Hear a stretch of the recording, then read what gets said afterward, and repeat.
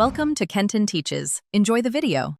You begin by opening device Wi-Fi and scanning for the airport SSID.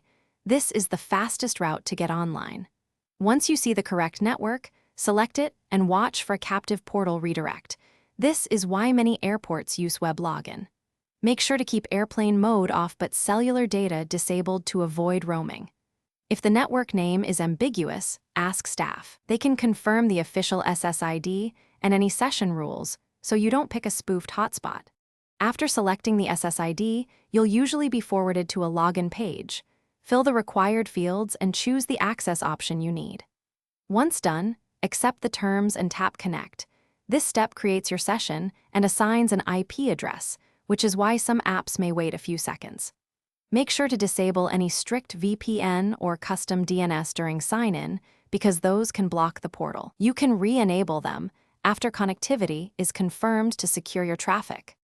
Once connected, test with a quick web page load to confirm full access and DNS resolution. If pages keep redirecting to the portal, forget the network and repeat login to clear a stuck session. This often fixes IP conflicts.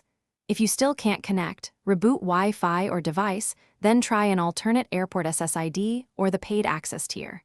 Key tip: if captive portal pages won't load, temporarily disable VPN and custom DNS. Restoring them after login preserves security and resolves most tricky failures. Thanks for watching. Please subscribe if this video was helpful.